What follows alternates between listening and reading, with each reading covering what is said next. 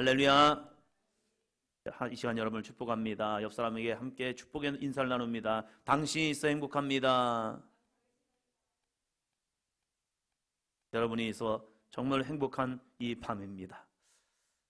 세상은 어지럽고 혼란스럽습니다. 그러나 주님을 붙들면 우리는 혼란스러운 세상에서 거룩하게 승리할 줄로 믿습니다. 세상 소리 너무 많이 듣지 마십시오. 하나님의 말씀에 귀를 기울이십시오. 나에게 세상의 소리 많이 들리게 하지 마시고요, 축복의 말씀을 많이 들려지게 하십시오. 뉴스를 들지 마시고 하나님의 말씀을 들으십시오. 뉴스 듣다 보면 화가 날 거예요. 그러나 하나님의 말씀을 들으면 소망이 있습니다. 할렐루야. 똑같은 사람들끼리 똑같이 얘기하더라고요. 그러나 하나님은 영원히 우리의 편이 되어 주십니다. 그 주님 붙들면서 사신다면 이 땅의 삶이 하나님의 나라가 이루어지는 삶이 될 줄로 믿습니다. 여러분, 마라나타 뭐죠? 주 예수여 오시옵소서. 우리는 주님이 오시기를 소망합니다. 여러분이 주님께 가는 건 어떨까요? 이 대림절을 지내면서 다시 오실 주님을 우리는 기대하잖아요. 그래서 주 예수여 오시옵소서라고 말합니다. 주 예수여 오시옵소서. 우리는 주님이 오시기를 소망합니다. 그럼 주님이 여러분을 부르면 어떨까? 아직 시집도 안 가고 아직도 우리 다현이가 주님이 나를 부르신다면 어떨까? 우리 지희가 열심히 재수해서 됐단 말이에요. 이제 학교 됐어요 이제. 주님이 나를 부르시면 어떨까? 제가 저 나이 때 이렇게 기도했습니다. 저 아직 부르면 안 됩니다. 제가 재수를 했고요, 대학 한번 가봐야 할 거 아닙니까? 그래도 한번 가봐야 하는데, 그리고 연애다운 연애도 한번 해보고 싶고, 결혼도 해보고 싶고, 자녀도 낳고 싶은데, 주님이 저를 부르시면 저 주님 안 될 것 같습니다. 아직은 아닐 것 같습니다. 이러한 생각을 참 많이 했던 것 같습니다. 마라나타, 주 예수여 오시옵소서라고 우리는 주님 앞에 고백을 하지만, 그 주님이 나를 부르신다면 나는 어떻게 대답을 할까? 주님이 우리 가운데 오시기는 소망하는데 내가 주님께로 가는 모습은 어떻게 생각하고 있을까?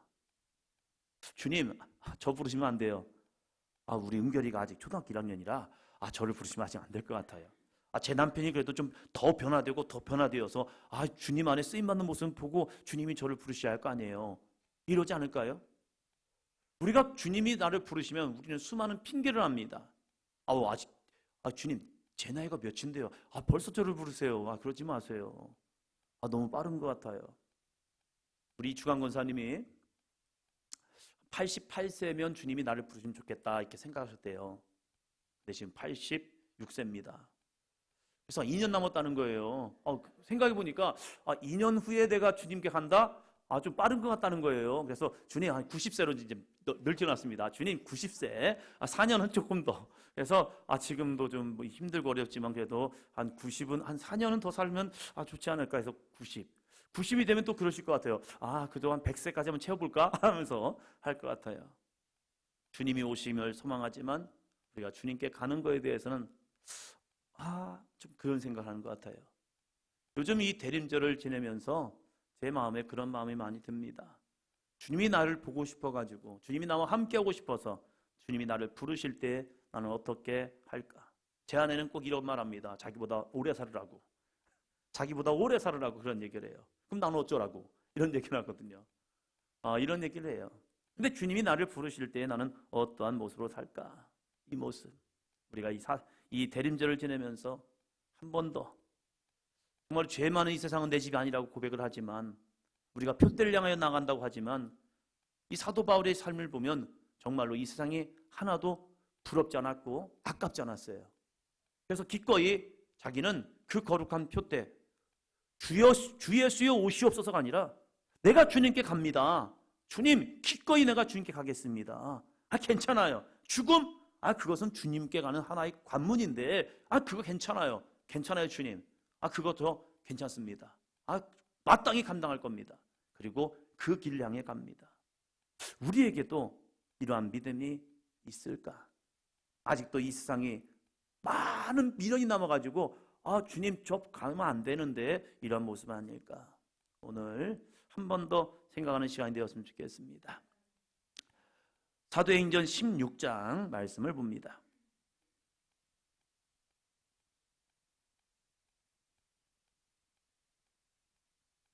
사도행전 16장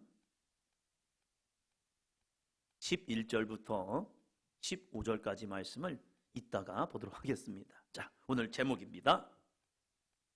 같이 합니다. 바울과 함께한 동역자 다섯 번째 루디아.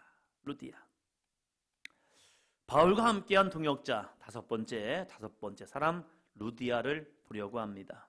여러분, 시작이 반이라는 말이 있죠. 무엇이든지 시작하기가 힘들지 일단 시작하면 어떠한 성과든지 만들어낼 수 있습니다. 오늘도 잠깐 신협을 다녀왔습니다. 신협을 다녀오면서 그 건물을 봤어요. 저는 신협 건물도 되게 좋아하거든요. 장소고 뭐고 뭐 하여튼간 뭐든지 신협 건물 거기에 4층 5층 이렇게 보면서 거기에 다 들어와 있거든요. 이제 사업장들이 들어와서 보는데 우리가 여기를 들어왔었으면 어떤 일이 있었을까? 우리가 여기로 가서 우리가 여기서 교회를 이루고 있었으면 어떠했을까? 근데 갑자기 민석이가 생각나는 거예요. 여기 왔으면 민석이 안 왔겠다. 이 생각이 드는 거예요. 그러면서 그렇지. 거기서 하면 한 200만 원 안 되는 월세를 내면서 살 수 있겠지만 여기서는 많은 지금까지 2년의 삶을 지나면서 많은 지불을 해냈어요. 그러면 어떤 사람이 이런 얘기를 해요. 돈 많이 들었겠다고. 들었죠. 그런데 제가 여기서 이 돈은 좀 더 소비되었지만 그래도 많은 영혼들을 얻은 거예요. 천하보다 귀한 생명들을 함께 신앙생활을 했다는 거예요. 그걸 보니까 그것이 아깝지 않다라는 생각이 드는 거예요. 성도들의 귀한 헌신과 정말로 믿음에 대한 예물을 드려지고 이 시간을 달려왔지만 이 시간이 그 귀한 우리 젊은이들 만나고 성도님들 만남을 통해서 이것이 아까울까? 아니다. 그 영혼들에게 이 교회를 통해서 주님의 나라를 사모하게 한다면 하나님의 은혜다라는 생각을 하게 됩니다. 그것을 결정하기까지 참 이 결단하기까지 쉽지 않은 시간들이었습니다. 그러나 우리가 시작하니 벌써 2년의 시간을 달려왔습니다. 사단, 마귀, 악한 영은요, 우리가 무엇을 시작하려 하면 염려와 걱정과 두려움을 줍니다. 그래서 시작하는 것을 머뭇거리려고 합니다. 때로는 우리들에게 다음에 하지라는 그런 타협을 합니다. 안 하겠다는 게 아니에요. 다음에 하면 되지 않을까? 다음에. 이것이 사단이 주는 얼마나 우리들의 마음을 위로해주는 타협인데요. 안 하겠다는 거 아니에요, 진짜로. 진짜 할 거예요. 근데 다음에. 근데 그 다음이란 기약이 없는 거예요. 우리 성경 공부하는 팀들에서 저한테 제안을 하더라고요. 그래서 제가 해주겠다고 했어요. 해준다. 해드리겠습니다. 기꺼이 해드리겠습니다. 근데 언제 해드릴지 모르겠습니다. 그랬죠. 저는 약속은 지키거든요. 할 거예요. 근데 언제 할지는 모르겠어요. 우리가 다음이란 것은 어쩌면 우리들의 마음속에 타협으로 다가와요. 우리는 한 번 더 합니다. 하나님께서 감동, 말씀, 응답을 주시면 할렐루야. 하나님께서 감동, 말씀, 응답을 주시면 상황과 형편에 맞지 않더라도 시작해 보는 겁니다. 아멘. 이번 주 참 저는 행복했습니다. 왜 그러냐면 이 별 하나 보고 메시아를 탄생을 축하하기 위해서 왔던 이 동방 박사들. 그래서 우리 정선우 집사님한테 새벽기도 권면을 계속 했거든요. 그런데 새벽기도의 권면에 순종한 거예요. 물론 2번 나왔어요. 괜찮아요. 2번 나오고 2번 나오다가 3번 나오다가 이제 4번 나오다가 일주일 나오면 되는 거죠. 할렐루야. 시작이 중요하거든요. 근데 우리는 이런 마음을 가져요. 내가 계속 할 수 있을까? 내가 계속 할 수 있을까? 제가 목회를 하면서 제 안에 무슨 생각이 들었냐면 나는 언제까지 새벽 기도를 할까? 이 생각을 해봤어요. 새벽 기도. 목회자가 되어서 새벽 기도를 열심히 해야 하는데 그 새벽 기도 언제까지 할까? 그래서 하나님께 기도하면서 하나님 언제까지 하면 될까요? 은퇴하기 전까지 하면 되겠죠? 임혜중 권사님? 언제까지요? 할렐루야. 우리 권사님도 죽을 때까지. 근데 제 마음속에 한 가지 마음을 주는 거예요. 너 70까지 하고 아플래? 아니면 죽을 때까지 새벽 기도하면서 건강할래? 여러분 무엇을 선택하시겠습니까? 예, 죽을 때까지. 죽을 때까지 새벽 기도하다가 그리고 나서 집에 가서 평안하게 나 이제 몸이 이상한데 좀 이상하다. 그럼 자녀들아 좀 이상해. 좀 쉬어야겠다. 너희들 잘하고 있어. 그런데 그리고 싹 돌아가셨어요. 얼마나 큰 은혜입니까? 새벽 기도 마치고 주님 옆에 예배하고 그리고 나서 주님이 부르시는 그 순간에 돌아간다면 얼마나 큰 축복입니까? 새벽 기도 하기 싫어서 요양원에서 그 많은 시간 동안 그냥 누워 계시다가 가는 것보다 날마다 주님을 찾고 예배하다가 주님이 부르시는 그날에 아멘 순종하고 갈 수 있는 것 은혜이죠. 그런데 우리는 하나님이 감동과 말씀과 응답을 주심에도 불구하고 하나님 내 상황이 내 형편이 맞지 않아서 하나님 다음에요 라고 하는 모습은 아니냐 이거예요. 하나님의 사람이란 것은 주님이 주시는 거룩한 감동과 말씀과 응답을 주시면 내 상황과 맞지 않더라도 내 형편과 맞지 않더라도 한번 해보는 겁니다. 목사님 그래서 실패하면 어떡할 건데요? 여러분 실패가 두렵습니까? 저는 실패보다 더 중요한 것은요 순종입니다. 목사님들이 저한테 이런 얘기했어요. 박 목사는 겁이 없대요. 저 새가슴이에요. 저 무지 무서워요. 저 무지 겁내요. 저 염려 엄청 해요. 저 돈 가지고 얼마나 그런데요. 저 주머니에 10,000원 없으면요 떨리고 막 그랬었어요. 걱정돼요. 얼마나 걱정하는데요 제가 속으로. 그래서 이 스트레스 받아 머리 빠지는 이유가 그거예요. 혼자 걱정해요. 말은 못해도. 그런데 하나님이 주신 기회라면 내 마음은 두렵고 근심되고 걱정되지만 하나님이 주신 모습 속에서 순종하면 그것이 하나님의 기쁨이 아닐까. 설령 안 되더라도 도중에 뭔가 끝나더라도 그래도 하나님이 주시는 감동 속에서 순종했잖아요. 그 순종하면 되는 거 아닙니까? 하나님은 우리에게 열매를 요구하지 않아요. 하나님은 우리에게 순종을 요구하신다는 거예요. 내가 많은 열매로 하나님 여기 있습니다 라고 드리는 것이 기뻐하는 것이 아니라 물론 그것도 귀해요. 그러나 더 중요한 것은 우리가 오늘 이 시간에 하나님의 말씀에 순종하여서 믿음으로 나가면 그 믿음이 아름답고 값진 믿음이라는 사실입니다. 실패가 두렵다고 머뭇거리지 마세요. 괜찮아요. 해보세요. 하고 나서 실패했으면 주님이 보실 때는 사람이 볼 때는 그건 실패인 것 같지만 하나님이 보실 때는 야, 너 순종했구나. 너 순종했구나. 너 실패할 줄 알면서도 갔네? 야, 너 잘했어. 이게 믿음이야. 이게 믿음이야. 요즘 되어지는 상황 속에서 마음이 아파요. 군대를 갔을 때 앞으로 가 하는 거예요. 고참이.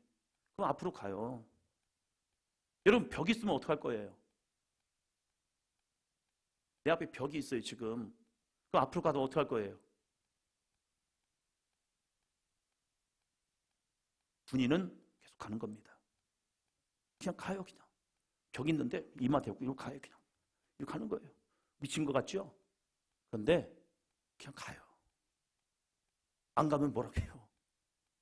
명령에 순종해야지 하면서 이상한 명령을 해요. 근데 그것을 제가 경험하면서 우리는 하나님 앞에 나는 어떤 모습일까? 제가 연대장 운전병을 하면서 느꼈던 게 그거예요. 별거 아닌 세상적으로 보면 뭐 높다 하지만 뭐 하지만 그래도 사람이잖아요.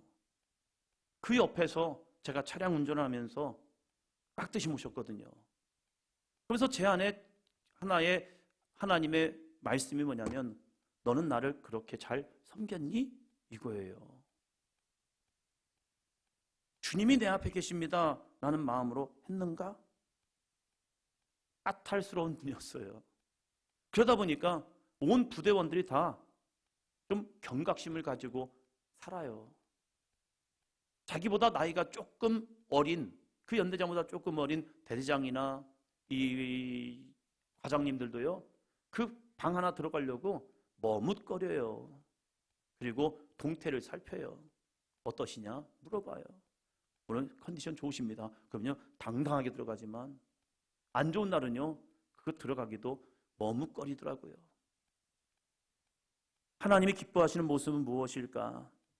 우리가 많은 것이 아니라 오늘 하루 하나님의 말씀과 감동과 응답에 순종한다면 오늘 우리는 승리한 인생입니다. 여러분, 이 시간 교회 나오셨잖아요. 여러분은 무슨 인생이라고요? 승리한 인생. 할렐루야! 옆 사람 보시면서요, 당신은 오늘 승리하셨습니다. 여러분 오늘 승리한 겁니다. 할렐루야!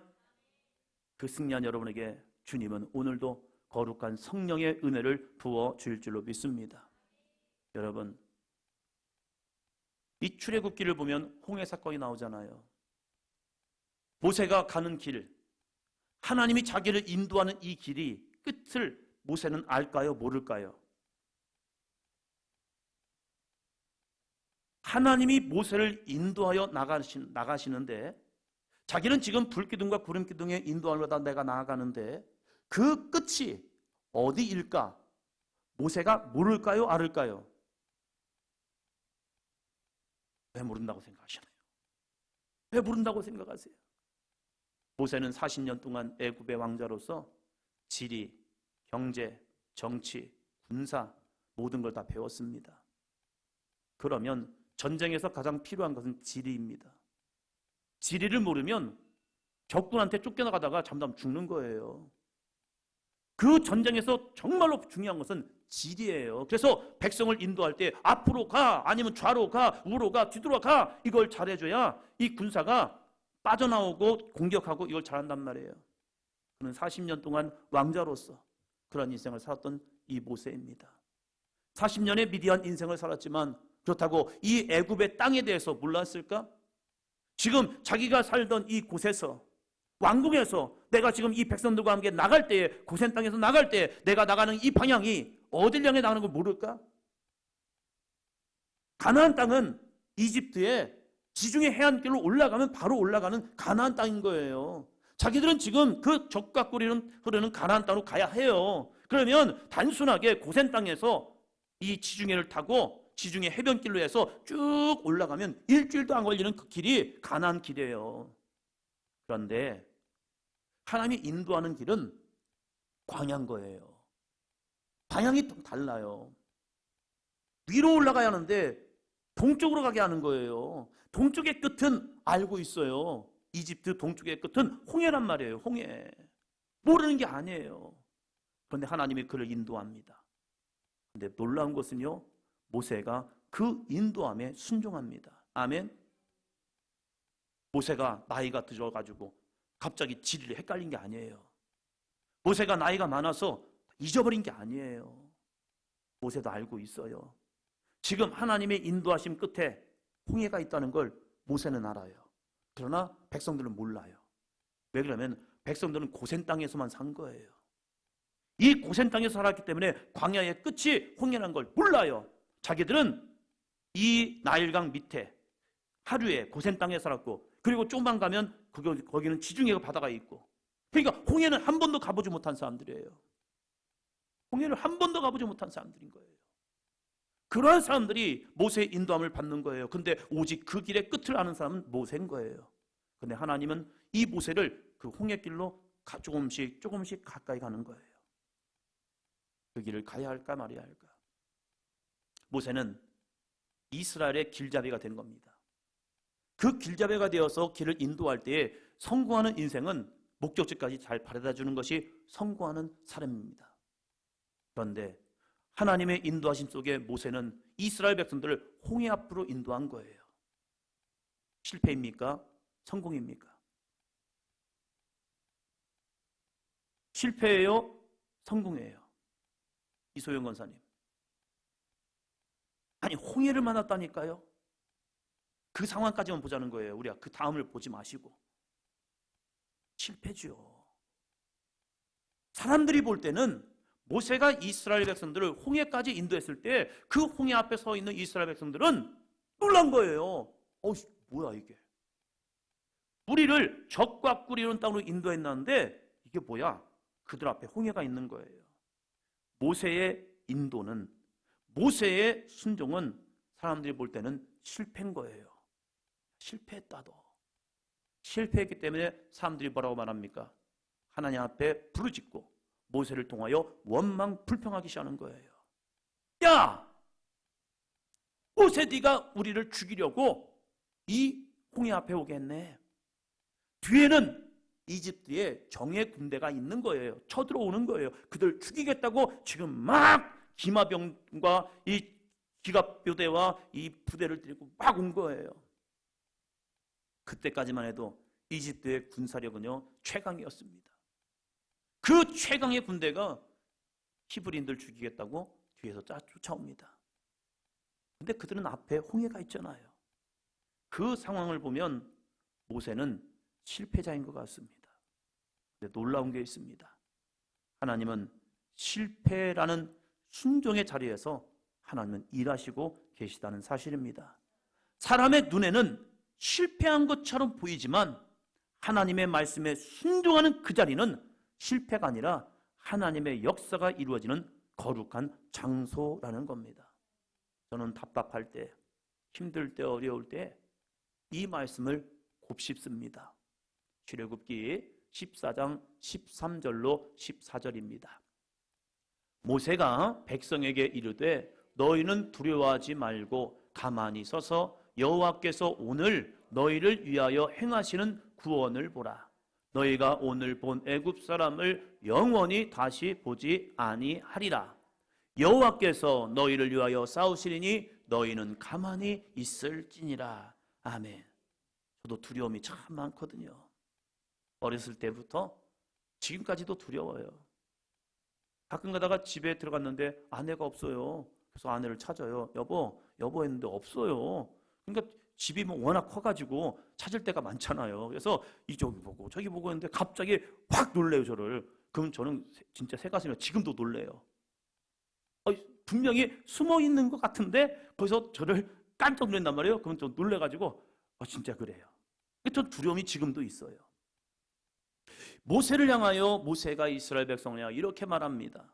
너희는 두려워하지 말고 가만히 서서. 너희는 두려워하지 말고 가만히 서서. 저의 가는 길에도 많은 두려움이 있을 때가 있더라고요. 근데 하나님이 이렇게 말씀하십니다. 가만히 서서. 가만히 서 있다는 것은 모든 것을 다 손 놓고 가만히 있는 것이 아니라 그 다음이 중요하잖아요. 여호와께서 오늘 너희를 위하여 행하시는 구원을 보라. 오늘 너희를 위하여 행하시는 구원을 보라. 그 하나님을 보라는 거예요. 네가 할 거, 네가 뭔가 해야 한다. 네가 뭔가 이루어야 한다. 네가 뭔가 해내야 한다. 이것을 내려놓고 하나님을 바라봐. 여호와를 바라봐. 여호와께서 오늘 너희를 위하여 행하시는 구원을 보라. 할렐루야. 힘들어도 어려워도 이 믿음으로 나가는 삶이 되시기를 주의 이름으로 축원합니다. 백성들은 모세가 실패한 인도자인 것 같았어요. 그래서 원망하고 불평했습니다. 그런데 모세는 실패한 인도자가 아닙니다. 그는 성공하는 인도자입니다. 왜요? 그는 하나님을 믿었기 때문입니다. 그는 하나님을 신뢰했기 때문입니다. 그는 하나님의 말씀에 순종했기 때문입니다. 아멘. 오늘 우리들이 크든지 작든지 하나님이 주시는 거룩한 감동과 말씀과 응답 속에서 버거워도 힘든 것 같아도 어려울 것 같아도 또 한번 순종해 보는 거예요. 내가 그걸 다 어떻게 할까? 이런 고민하지 마시고 정선우 집사님처럼 2번 나와도 괜찮아요. 성공한 겁니다. 할렐루야. 1번 나와도 성공한 거예요. 했잖아요. 1번. 우리의 주님은 우리에게 완벽하라고 하지 않습니다. 네가 한번 순종해 볼래? 네가 순종해 볼래? 순종하면 된 거야. 시작한 거야. 됐어. 그러면서 우리에게 은혜와 능력을 주십니다. 또다시 넘어지는 한이 있어도 그때 주님 붙들면 되잖아요. 사도 바울의 인생도 마찬가지였어요. 사도 바울도 소아시아에서 열심히 복음을 전하였습니다. 아시아 지역에서 복음을 전하려고 했습니다. 그런데 희한하게 뭔가 나를 가로막는 것 같아요. 내가 가는 길에 뭔가 가름막이 있는 것 같아요. 그럴 때 우리는 기도해야 합니다. 이것이 무엇일까? 자, 사도행전 16장 7절입니다. 16장으로 들어갑니다. 16장 7절 같이 합니다.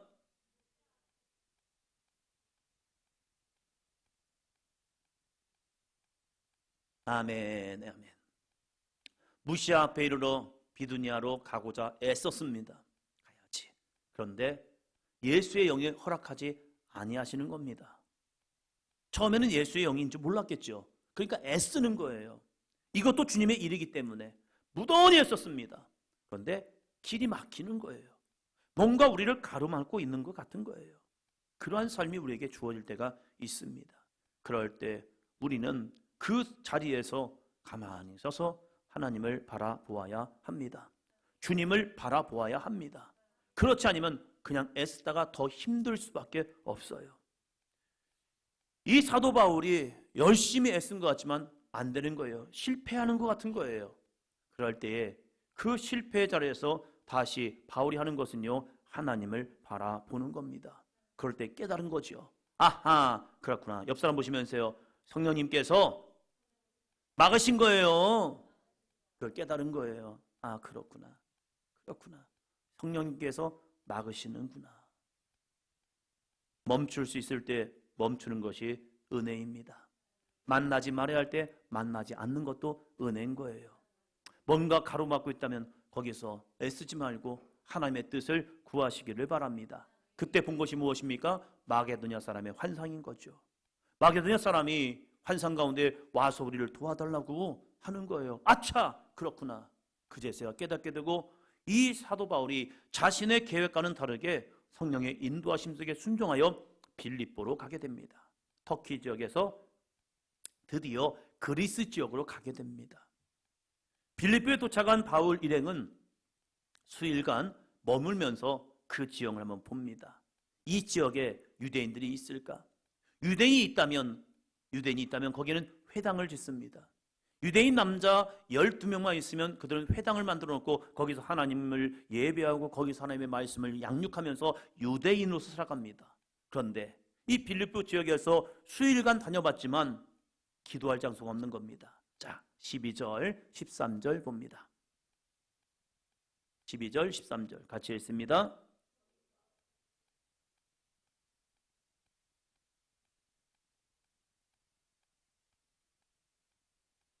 안식일에 우리가 기도할 곳이 있을까 하여 문 밖 강가에 나가 거기 앉아서 모인 여자들에게 말하는데 아멘. 재밌는 일이 벌어집니다. 마게도냐 첫성 빌립보에 이르렀습니다. 수일간 돌아다니면서 우리가 믿음의 사람을 만나지 않을까 한 기대감으로 했는데 없는 겁니다. 그리고 안식일이 되어서 우리가 기도할 곳이 있을까 찾아본 겁니다. 기도할 곳이 있을까? 왜요? 그들은 안식일을 지켜야 하기 때문입니다. 유대인으로서. 그래서 안식일날 기도할 곳을 찾는데 없는 거예요. 그래서 그들의 전통대로 강가에 가서 기도할 곳을 찾습니다. 그런데 거기에 있는 여자들에게 말하기 시작한 겁니다. 남자들이 아니라 여자들에게 얘기한 거예요. 이 빨래터에서 이 물가에서 모여있는 여자들에게 이 사도 바울이 기도할 곳을 찾았다가 여자들이 모여있는 것을 보고서 말하기를 시작합니다. 유대인들이 얼마 되지도 않는 그래서 회당도 없는 이 장소 여기서 어떠한 역사를 이룰까? 바울이 환경과 상황에 포기하지 않고 기도할 장소를 찾았기 때문에 하나님께서 그에게 만남을 허락하십니다. 믿음의 길을 가는 곳에는 믿음의 사람을 만납니다. 세상을 향하여 나가는 길에는 세상의 사람을 만납니다. 바울이 믿음의 처소, 기도의 처소를 찾아갔을 때 하나님은 그 처소에서 아름다운 만남을 주십니다. 그게 누구입니까? 바로 루디아라는 아름다운 동역자입니다. 14절이요. 두아데아시에 있는 자색 옷감 장사로서 하나님을 섬기는 루디아라 하는 한 여자가 말을 듣고 있을 때 주께서 그 마음을 열어 바울의 말을 따르게 하신지라. 아멘. 두아디라시에서 있는 자색 옷감 장사. 지금으로 하면 명품, 비단 그런 옷감을 장사하는 그 장사. 그 여자가 루디아라는 여자였다는 거예요. 그 당시에 여자가 상업을 한다는 것은 이건 쉬운 일이 아닙니다. 그런데 여자의 신분으로서 자색 옷감 장사를 하고 있다는 거예요. 무슨 말입니까? 큰 손인 겁니다. 그 당시에 큰 손이 역할하고 있는 이 루디아란 여인이 옷을 보니까 뭐하고 있냐? 하나님을 섬기는 사람이었다는 사실입니다. 그가 믿음의 장소를 찾아 나갔을 때, 그가 기도의 장소를 찾으러 갔을 때 그 속에서 믿음의 사람, 하나님을 섬기는 여인 루디아라는 여인을 만나게 됩니다. 사랑하는 성도 여러분, 여러분이 어느 곳에 갔든지 여러분이 그 장소가 기도의 장소가 되기를 주의 이름으로 축복합니다. 그것이 은혜의 장소가 되기를 주의 이름으로 축원합니다. 그것이 하나님 앞에 있는 거룩한 장소가 되기를 주의 이름으로 축복합니다. 그러면 여러분은 하나님의 사람을 하나님이 만나게 하십니다. 내가 세상으로 빠져 있으면 세상 사람들 만나고, 내가 믿음에 속해 있으면 우리는 믿음의 사람을 만날 수가 있습니다. 사도 바울이 루디아와 약속하고 만난 게 아닙니다. 그는 기도의 처소를 찾기 위해서 강가를 갔고, 그 강가에서 여인들이 모여 있는데 그 모여 있는 여인들 가운데서 말씀을 전할 때에 그 말씀을 듣는 중에 하나님을 섬기는 루디아란 여인이 반응하기 시작했다는 사실이에요. 우리가 세상 가운데서 예수 그리스도를 전할 때 예수 그리스도를 전하는 그 삶을 통하여서 하나님은 믿음의 사람을 만나게 하실 줄로 믿습니다.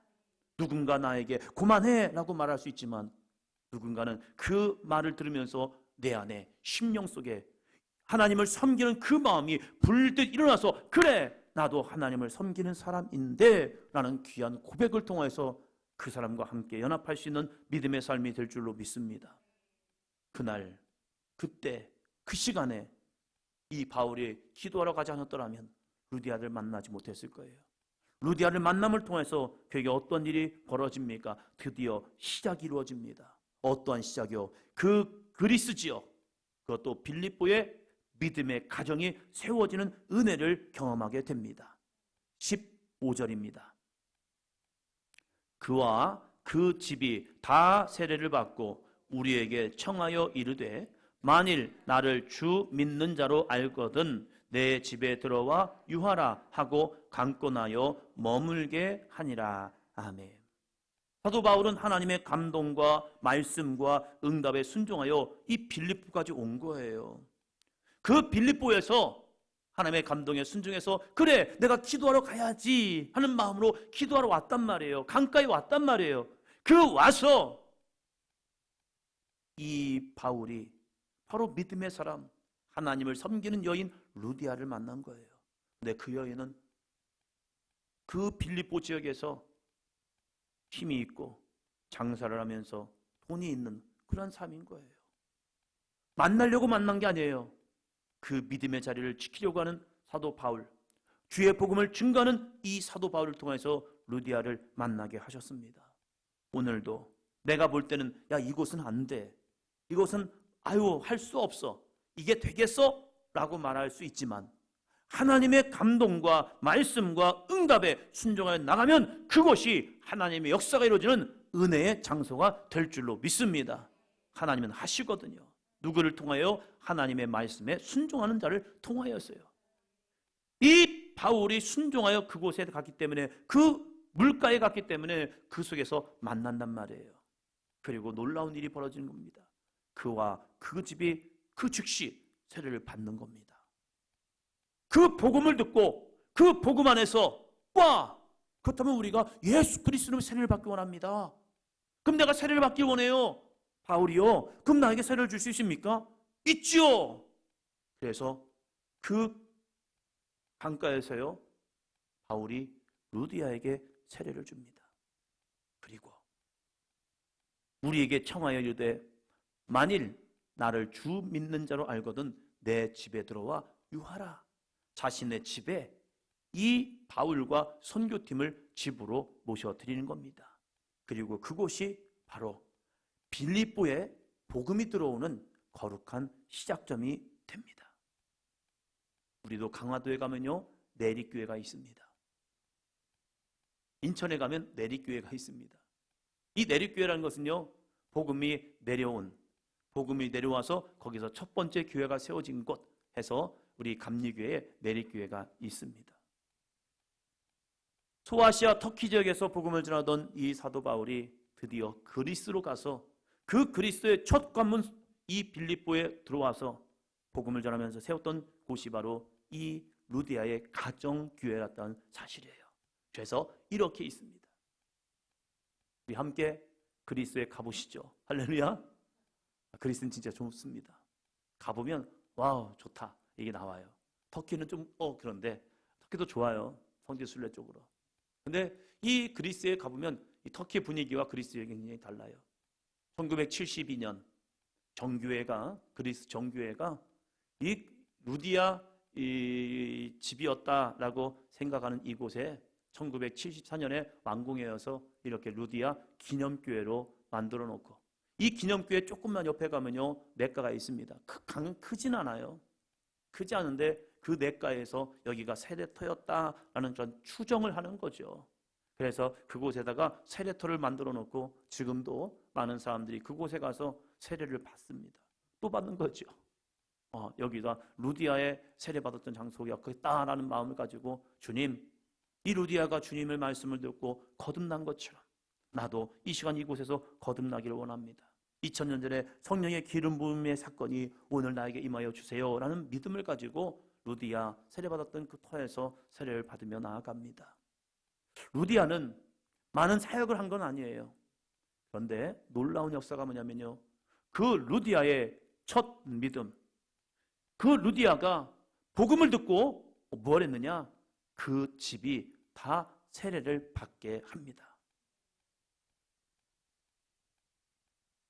우리 교회 여자분들 같죠? 온 가족을 내 손아귀에 두고 내가 하면 되는 거예요. 할렐루야.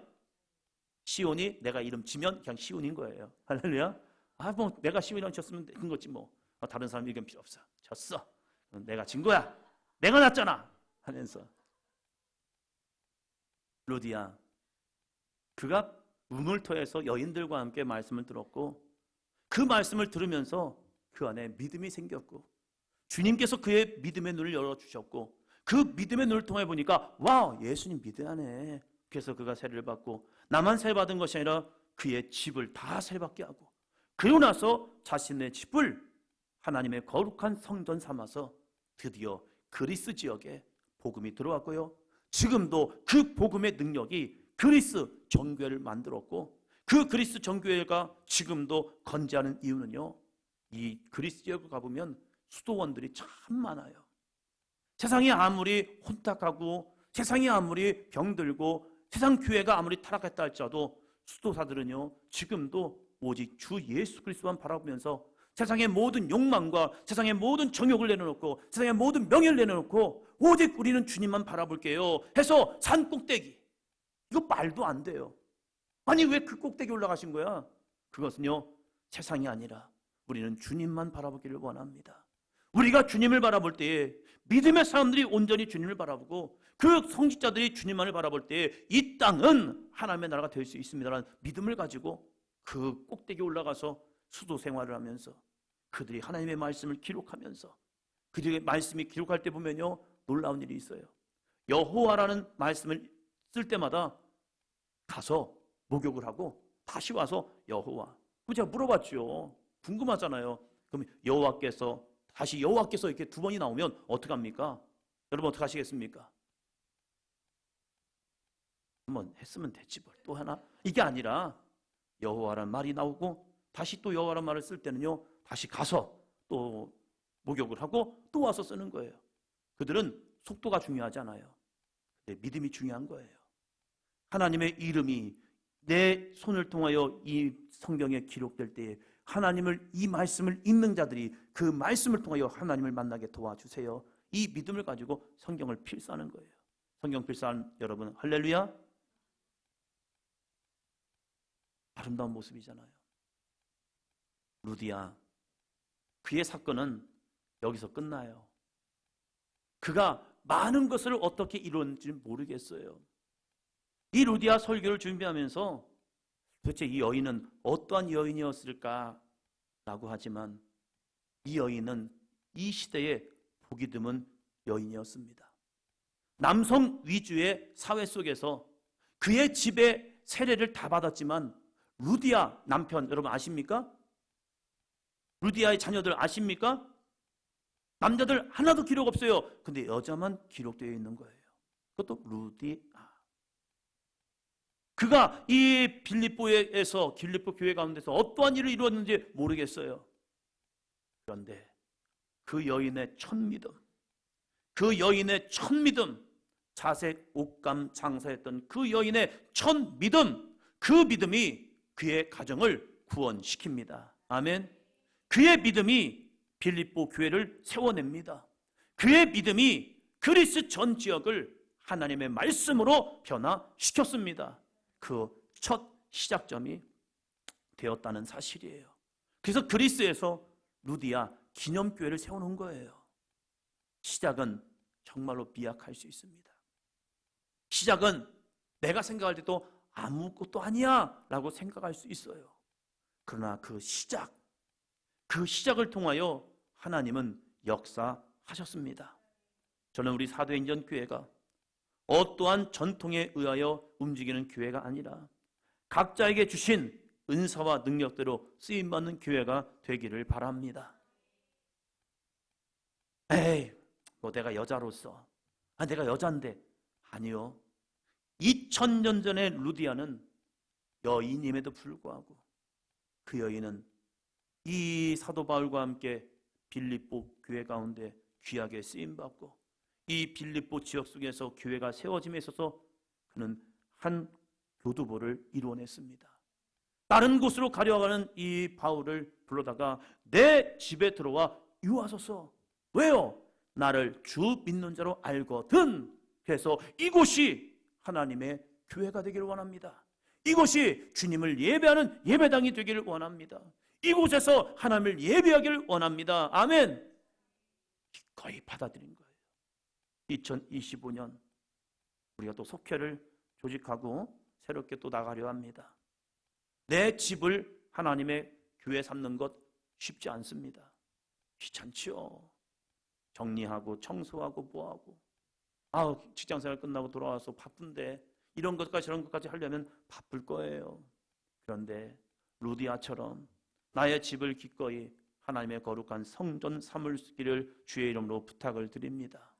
그래서 우리의 가정을 하나님의 교회 삼고 또한 이 가정을 통하여서 우리 자녀들에게도 믿음의 본을 세워주고 그래서 하나님의 교회들이 점점 흥왕케 되는 귀한 역사가 있기를 주의 이름으로 축원합니다. 각자에게 주신 은사와 능력대로 쓰임받는 교회. 그래서 서로 다른 모습을 존중하고 인정하고 하나님께 쓰심에 감사하며 서로 격려하는 그러한 교회 공동체가 되었으면 좋겠어요.